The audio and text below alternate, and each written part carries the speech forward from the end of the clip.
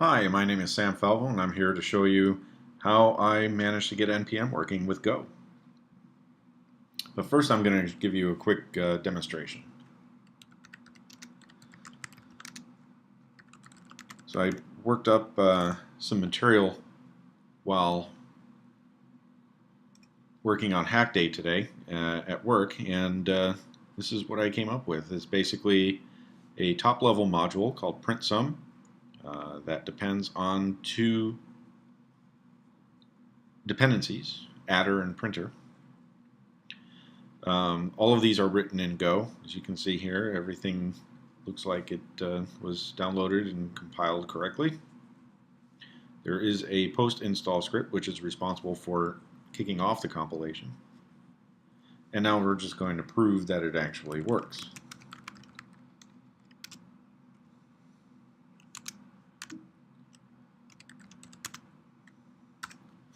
And sure enough, it looks like it did in fact compile. So how did I get this far? Well, let me take you over to the second window here, and we're basically going to replicate this experiment. And the way I did that is first I started off by making a simple Go application. So what I'm going to do is I'm going to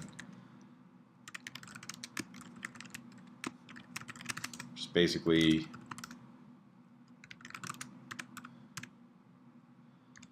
see, what should I call this particular? print_sum is already taken, so I'll say call this print string.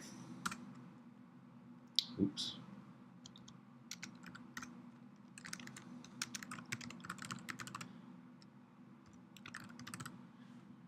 And we'll give it a main file here.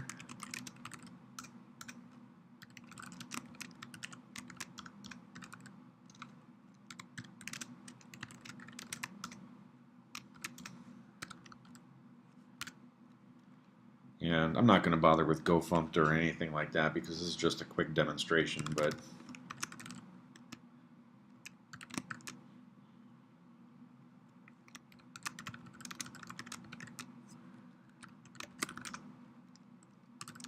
okay. Everything looks good. And we have our typical Hello World application. So now I'm going to refactor this because this is just such a large program. And I'm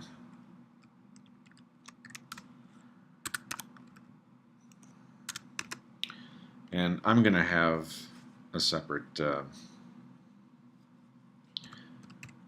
since I know this is going to be in an NPM package, I'm just going to say for now that we're going to put this in npm/dependency.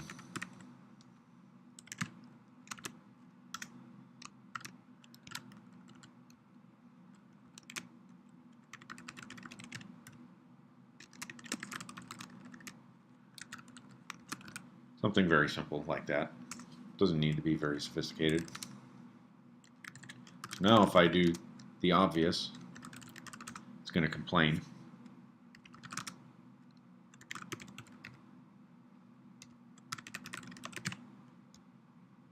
There I go with the missing options again. Oops.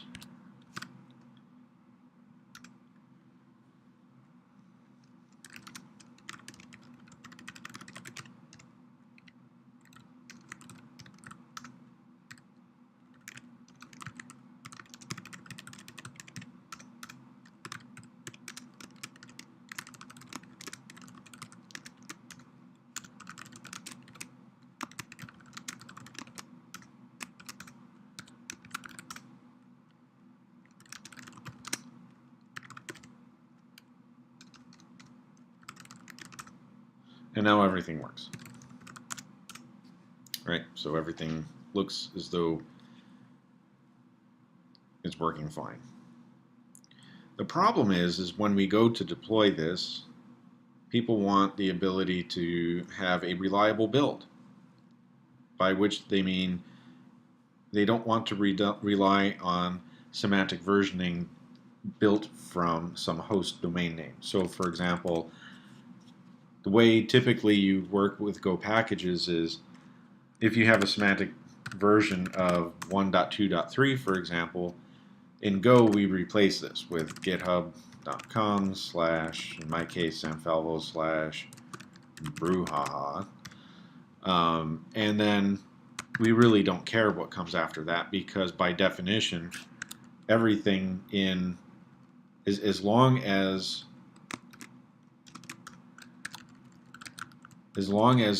that first number stays the same, theoretically this shouldn't matter either, right? So the idea is the name of the repository serves as effectively the very first version of, or the first component, I should say, of the semantic version of the package that you're depending on. So it doesn't matter, theoretically, what changes I make as long as they don't break backward compatibility. And that's a key concept. In Go, you never break backward compatibility. Theory and reality are only theoretically related. Now, in my particular case, I've never had a problem with this. However, one of the problems that stands out is you're depending on an external source. Now, it's possible that you can have a local source for packages, but it would be a whole lot better if you could somehow be able to say, or somehow be able to capture a configuration of a particular installation. So we have here our typical Go environment, but what we're going to need to do is we're going to need to split this up. So we're going to make separate packages. So in my particular case, I'm just going to make a new dependency.go, and I am going to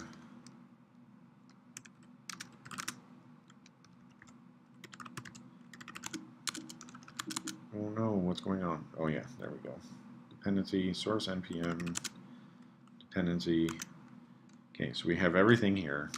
I'm just going to call this source. Now I'm actually kind of changing things around just a little bit from what previously has been known to work, but bear with me here. I'm going to create a package.json file for that.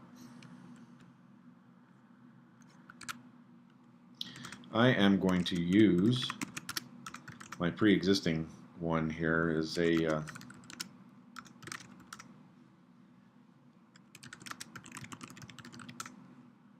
prototype.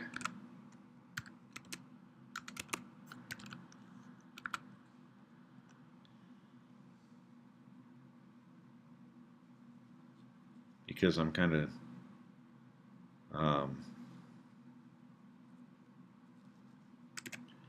I like to cheat that way. And exactly why that happened, I don't know. So our name is going to be dependency.go. We're going to upload this as version 001. A Go program to return a string.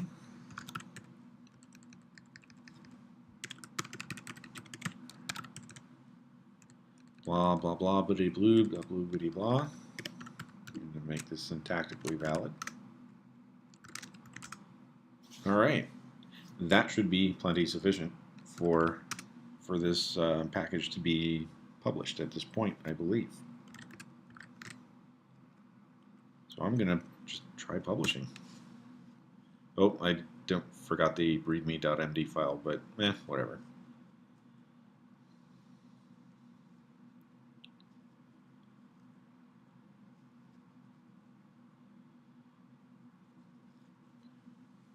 All right, so there's the dependency.go, and that's published. Now, what I'm going to do is I'm going to work here. I'm going to move dependency.go outside of this directory here because I don't think we need that anymore. Let's clean up our working environment. So I'm going to keep NPM, but I'm going to continue with print string here. NPM, okay, everything here looks good.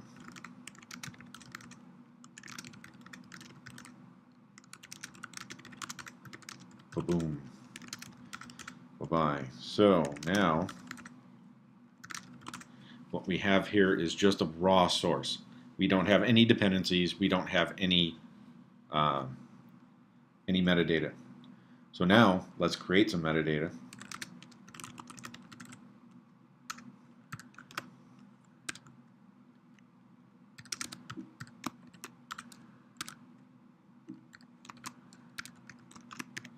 Let's clean this up a little bit.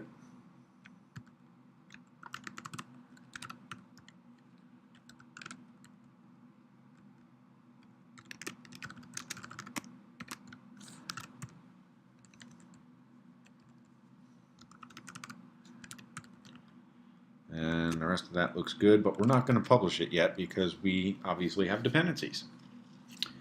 So what we're going to do now,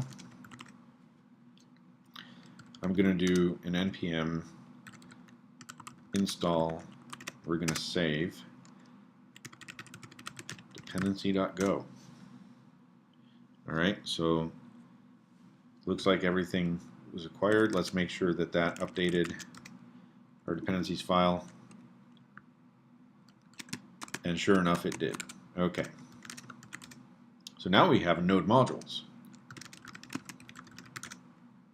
that has dependency go, which has our required source. But we don't have the ability to actually use this yet because the source for the dependency file is in Node's package namespace. What we need to do is we need to copy it into Go's namespace at this point. In other words, it needs to go in source NPM, which presently is empty. As it happens, we have a means of doing that.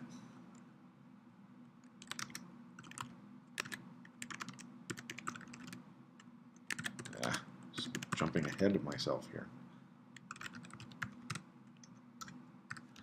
And what we're going to do is I'm going to create a shell script whose purpose in life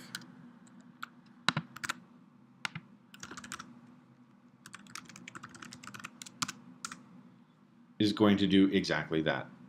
Now, and as it happens here, I'm pulling from what I worked on earlier today at work.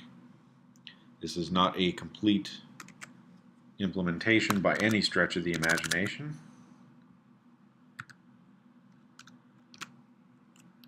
Why did that happen? Not important. I'll just fix this.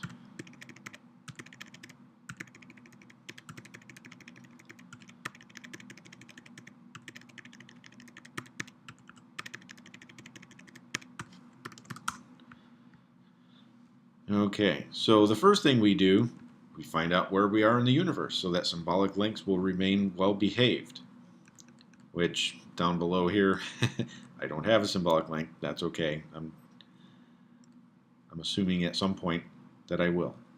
The next thing we want to do is we want to blow away that source NPM like we did earlier, and we want to recreate it. That way we end up with an empty space with which to work with. After some basic sanity checks, what we then want to do is we want to find some node modules. And by convention, I want the node modules to end in the .go extension. But when we find these packages in named .go, we don't necessarily want to, in fact, we cannot use these names verbatim in our source hierarchy within Go because Go, the compiler, will not recognize dots in names. All the name components underneath the SRC top-level directory should be expressible or valid Go symbol names, and you can't have a dot within a symbol name.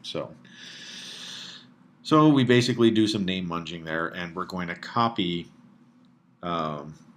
any dependencies that end in .go into the Go path without the .go name, without the .go extension. So that's essentially what this logic is doing. Then finally, when we're done, we want to actually compile our targets, which in this case it happens to be print string. Actually, before I save this, one of the things you'll probably recall that I said that I'm changing things a little bit. That's what I'm changing there. This way here, everything always has, all the packages have a consistent src directory. So what I want to do now is I want to test this.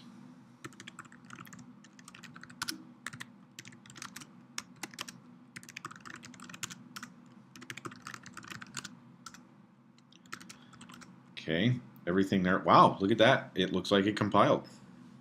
Let's test that. And sure enough, it did.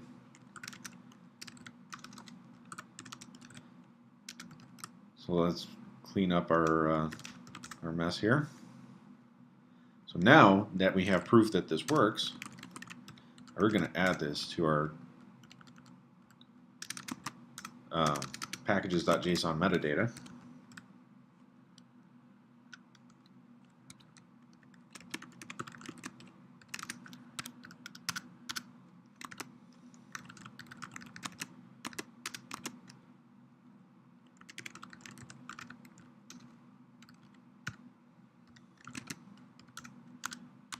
We also want this to re-execute if we update as well. I do not believe that this actually works, but this should theoretically work. And then pre-publish, we want to make sure that we clean up our environment as well. So I may as well do that now.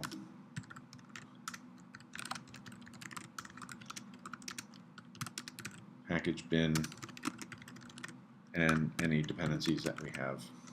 Oops, as well as source NPM. Basically anything that is generated or derived from some other authoritative source of truth.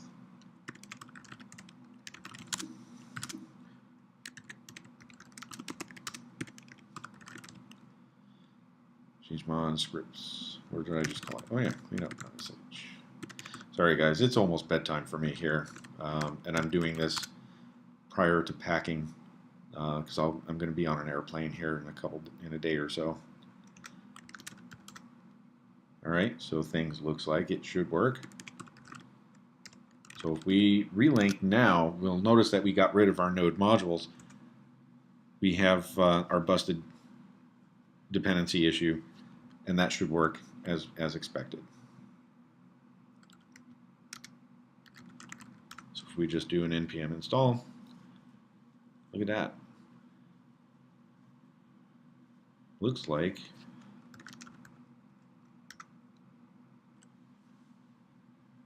it looks like it worked, and then it just deleted everything. That's kind of bizarre. I did not expect that to happen, obviously. So the solution to this, of course, npm install dependency.go, just install it manually.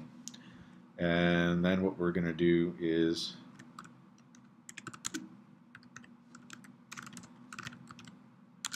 scripts relink,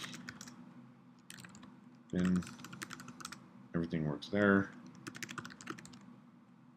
And then scripts cleanup, of course, will do exactly as we expect. So we're going to do, so now we can do npm publish. And this theoretically should. So it's executing cleanup. That's good. So this should publish our freshly minted Go package here. And that looks like it did indeed do as we expected.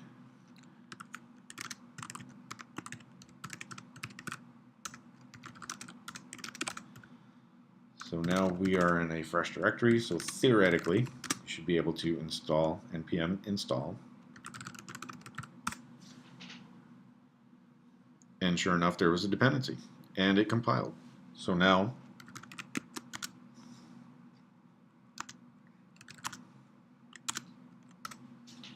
and it worked. So there you have it. Packaging Go software using NPM. And if we look back here just to